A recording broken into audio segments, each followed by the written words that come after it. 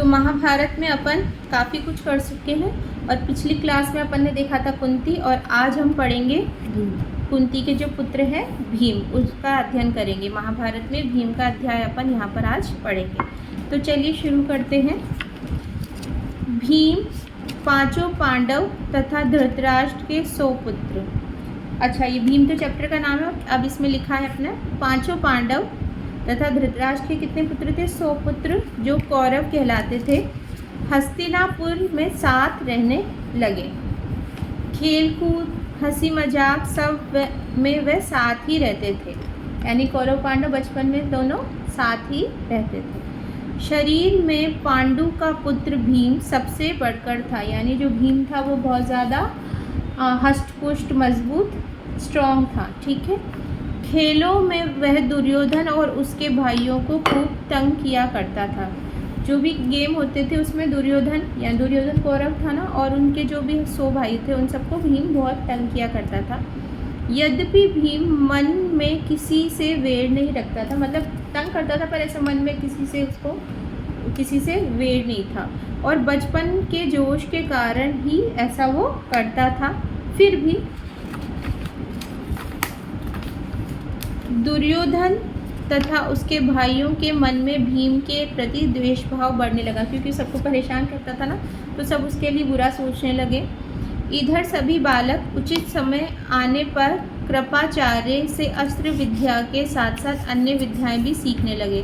कृपाचार्य उनके गुरु का नाम था। यहाँ पर ये ध्यान देने वाली बात है कि जो कौरव और पांडवों के जो गुरु थे उनका नाम क्या था? वो कृपाचार्य। कृपाचार्य से अस्त्र विद्या और ये सब अन्य विद्याएं सीखने लगे थे। विद्या सीखने में भी पांडव कौरवों से आगे ही रहते थे। मतलब इंटेलिजेंस, कोई भी चीज़ में जो पांडव है हमेशा कौरवों से आगे रहते थे। इससे कौरव और खींचने लगे। तो कोई पर्सन उनसे और ज़्यादा आगे रहने लगा तो क्या हुआ? उनको खींच होने लगी। ठीक है। दुर्योधन पांडवों को इस हर प्रकार से नीचा दिखाने का प्रयत्न करता था। ठीक है। भीम से तो उसकी ज़रा भी नहीं पटती थी। यानी दुर्योधन की भीम से तो बिल्कुल भी नहीं पटती थी। ठीक है। एक बार जब कौरवों ने आपस में सलाह करके यह निश्चय किया कि भीम को गंगा में डुबोकर मार डाला जाए और उसके मरने पर युधिष्ठिर, अर्जुन आदि को कैद कर बंदी बना लिया जाए। तो एक बार कौरवों ने ये भी साजिश रखी कि है ना, भीम को तो गंगा में डुबोकर मार देंगे और जो युधिष्ठिर और अर्जुन है उसको क्या कर लेंगे? बंदी बनाकर रख लेंगे। ऐसा किसने सोचा? कौरवों ने सोचा। दुर्योधन ने सोचा कि ऐसा करने से सारे राज्य पर उनका अधिकार हो जाएगा, कौरवों का अधिकार हो जाएगा। एक दिन दुर्योधन ने धूमधाम से जल क्रीड़ा का प्रबंधन किया और पांचों पांडवों को उसके लिए न्योता दिया। जल क्रीड़ा मतलब जो पानी से रिलेटेड गेम होते हैं ना, उसके लिए बड़ा सा आयोजन किया और न्योता दिया कि भाई आओ खेलेंगे वहाँ पे। बड़ी देर तक खेलने और तैरने के बाद सबने भोजन किया। खेल के थक गए तो सबने भोजन किया और अपने अपने डेरों में जाकर सो गए। यानी अपने अपने जहाँ पर भी उनको रहने की जगह दी गई थी वहाँ पर सो गए। दुर्योधन ने छल से भीम के भोजन में विष मिला दिया। दुर्योधन ने भीम के भोजन में विष मिला दिया, जहर मिला दिया। सब लोग खूब खेले तेरे थे, सो थक थका कर सो गए थे। ठीक है ना। भीम को विष के कारण गहरा नशा हो गया और वह डेरे पर भी ना पहुंच पाया और वो वहीं बेहोश सा हो गया। नशे में चूर होकर गंगा किनारे रेत पर ही गिर गया। कौन गिर गया? भीम गिर गया। उसी हालत में दुर्योधन ने लताओं से उसके हाथ पैर बांधकर उसे गंगा में बहा दिया। लताओं मतलब जो भी पेड़ पौधे वो थी ना, उनसे उसके हाथ पांव बांधकर उसको गंगा में बहा दिया। लताओं से जकड़ा हुआ भीम का शरीर गंगा की धारा में बहता हुआ दूर निकल गया। इधर दुर्योधन मन ही मन ये सोचकर खुश हो रहा था कि भीम का तो काम ही तमाम हो गया।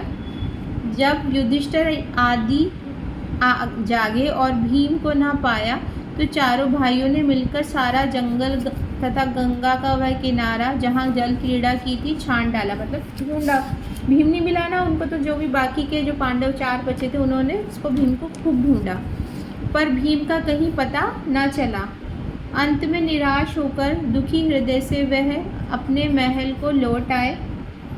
इतने में ही क्या देखते हैं कि भीम झूमता झामता चला आ रहा है। पांडवों और कुंती के आनंद का ठिकाना ना रहा। युधिष्ठिर, कुंती आदि ने भीम को गले लगा लिया,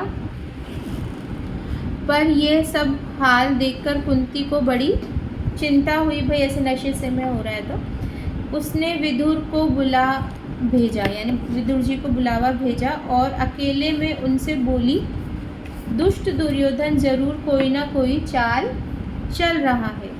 राज्य के लोभ में वह भीम को मार डालना चाहता है।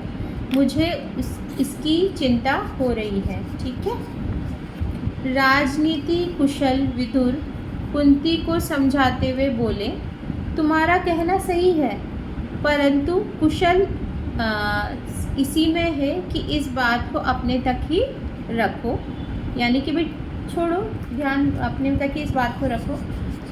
प्रकट रूप से दुर्योधन की निंदा कदापि न करना, नहीं तो इससे उसका द्वेष और बढ़ेगा। कि मतलब आगे से उसको बड़ा क्या बोलेंगे, बुरा मत बोलना, ठीक है, नहीं तो है ना उसमें और ज़्यादा द्वेष भावना बढ़ेगी। किसने बोला? विदुर जी ने कुंती को बोला। इस घटना से भीम बहुत उत्तेजित हो गया था। उसे समझाते हुए युधिष्ठिर ने कहा, भाई भीम, अभी समय नहीं आया है, तुम्हें अपने आप को संभालना होगा। इस समय तो हम पांचों भाइयों का यही कहना है, ठीक है ना, कि किसी प्रकार एक दूसरे की रक्षा करते हुए हम बचे रहें। ठीक है। भीम के वापस आ जाने पर दुर्योधन को बड़ा आश्चर्य हुआ और उसका हृदय और ज़्यादा जलने लगा। तो अभी अपन ने क्या देख लिया भीम के बारे में, कि भीम कौन थे, वो कितने बलवान थे। और अभी अपन ने ये भी देखा कि एक्चुअल में जो कौरवों और पांडवों है ना, उसमें द्वेष भाव क्यों था, क्योंकि बचपन में वो साथ में ही खेलते थे, पर फिर भीम उनको चिढ़ाता था। फिर धीरे धीरे क्योंकि थे तो वो कज़िन ब्रदर ही ना, एक्चुअल ब्रदर नहीं थे, फिर धीरे धीरे उनमें द्वेष भाव आने लगा, यानी एक दूसरे से क्या होने लगी, लड़ाइयाँ होने लगी। इस तरीके से वो एक दूसरे से क्या करते थे, यानी कौरव एक्चुअली में देखा जाए तो वो जलते थे। तो अभी अपन ने भीम वाला चैप्टर कंप्लीट कर लिया।